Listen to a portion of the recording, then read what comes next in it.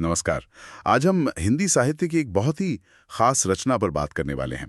एक ऐसा उपन्यास जिसने न जाने कितनी पीढ़ियों के दिलों को छुआ है। धर्मवीर भारती का 1949 का क्लासिक गुनाहों का देवता। हाँ, तो हमारे पास इस उपन्यास के प्लॉट, इसके किरदारों, थीम्स और इसकी अहमियत पर कुछ नोट्स हैं। और आज हम कोशिश करेंगे ये समझने की कि भाई 75 साल बाद भी ये कहानी इतनी असरदार क्यों है। चलिए कहानी के केंद्र में चलते हैं सीधे। सेटिंग है इलाहाबाद की और मुख्य किरदार हैं चंदर, एक आइडियलिस्टिक, काफी होनहार रिसर्च स्कॉलर। और दूसरी तरफ है सुधा, उसी के गुरु डॉक्टर शुक्ला की बेटी। यहीं से मतलब कहानी खुलती है। तो पहली नजर में देखने पर ये एक अनकहे प्यार की कहानी लगती है ना? हाँ बिल्कुल। चंदर सुधा से बहुत प्यार करता है पर कह नहीं पाता।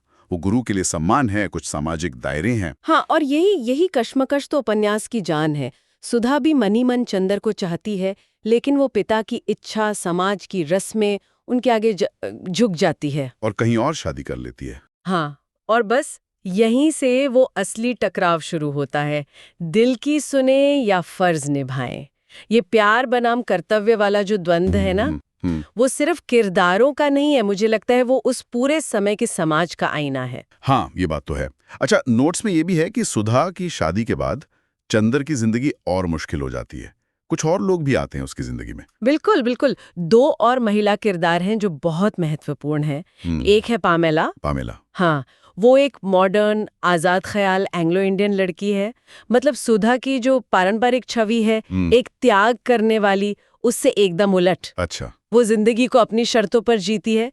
और दूसरी है बिनती। बिनती। उसका प्यार बहुत सादा है, बहुत निस्वार्थ, लगभग भक्ति जैसा। लेकिन चंदर को इन अलग अलग रिश्तों में उलझकर भी वो अंदर की शांति नहीं मिल पाती। और यहीं पर उपन्यास एक बहुत बड़ा सवाल उठाता है। क्या त्याग हमेशा महान ही होता है या कभी-कभी खुद को तबाह करने का रास्ता बन जाता है? भारती जी दिखाते हैं कि कैसे ऊंचे आदर्शों का, त्याग का बोझ इंसान को अंदर से मतलब खोखला कर सकता है। तो चंदर का जो संघर्ष है वो सिर्फ सुधा तक ही नहीं रहता। मतलब इन अलग अलग किरदारों से हमें समाज और व्यक्ति के बीच का टकराव दिखता है। सही कहा। ये किरदार सिर्फ कहानी नहीं कहते, ये मानवीय भावनाओं और सामाजिक दबावों के प्रतीक जैसे बन जाते हैं। और इससे जुड़ी एक और खास बात है इसकी भाषा। उपन्यास की सबसे बड़ी ताकत उसके किरदार हैं, जो बिल्कुल असली लगते हैं, जीते जागते, और साथ ही भारती जी की वो सीधी, सरल लेकिन दिल में उतर जाने वाली भाषा। ऐसा लगता है जैसे वो सीधे आपसे, मतलब पाठक से बात कर रहे हो। काव्यात्मक भाषा। हाँ, काव्यात्मक। इसमें प्यार है, दर्शन है, मनोविज्ञान है, इन सब का ऐसा मेल है जो उस वक्त हिंदी साहित्य के लिए काफी नया था। हाँ, ये तो है। पहली बार शायद मानवीय भावनाओं को, खासकर प्रेम को, इतनी हिम्मत और नरमी से केंद्र में रखा गया था। इसीलिए शायद इसे आधुनिक हिंदी साहित्य का मेघदूत भी कहा जाता है।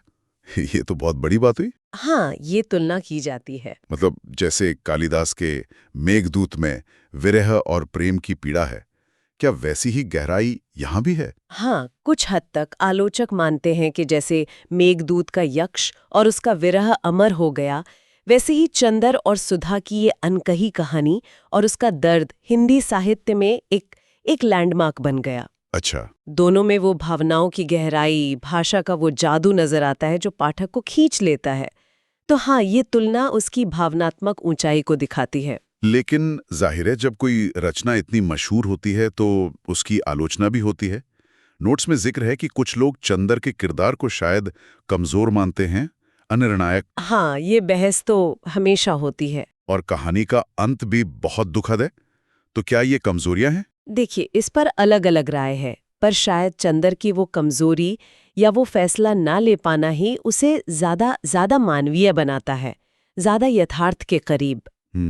और रही बात दुखद अंत की, तो वो शायद कहानी के मूल संदेश को और पक्का करता है कि कैसे ये सामाजिक दबाव, ये अपने ही बनाए आदर्शों का जरूरत से ज्यादा पालन, प्यार जैसी पाक चीज को भी तबाह कर सकता है। वो अंत हमें सोचने पर मजबूर करता है कि क्या समाज के लिए या महानता के नाम पर किया गया हर त्याग, क्या वो वाकई सही होता है? शायद ये लेखक का एक तरह का कमेंट भी है समाज पर। तो ये साफ है कि गुनाहों का देवता सिर्फ एक दुख भरी प्रेम कहानी नहीं है, ये उससे कहीं कहीं ज्यादा गहरा है। ये समाज के बंधन, आदर्शों का बोझ और उसके नीचे पिसते इंसान के जज्बात, उसकी अंदरूनी कश्मकश का एक बहुत ही पावरफुल चित्रण है। निश्चित रूप से। और 75 साल बाद भी ये इसीलिए प्रासंगिक है मेरे ख्याल में, क्योंकि ये आज भी हमें उन रिवाजों, उन सामाजिक उम्मीदों पर सवाल उठाने को कहता है जो हमारी खुशी के आड़े आ सकती है। हाँ, प्यार की जो उलझनें हैं, इंसान के मन की जो परतें हैं और समाज का जो असर है व्यक्ति पर, उसका इतना सच्चा चित्रण इसे हमेशा ताज़ा बनाए रखता है। तो जाते जाते एक सवाल है सोचने के लिए। अगर अगर चंदर या सुधा या दोनों ही उस वक्त समाज के बनाए नियमों को, उम्मीदों को चुनौती देते, तो कहानी क्या होती? क्या नतीजा कुछ और होता? और उनके दुखद अंत के बावजूद कर्तव्य के लिए उनका वो समर्पण, वो उस समय के समाज के बारे में और शायद आज के समाज के बारे में भी क्या कहता है?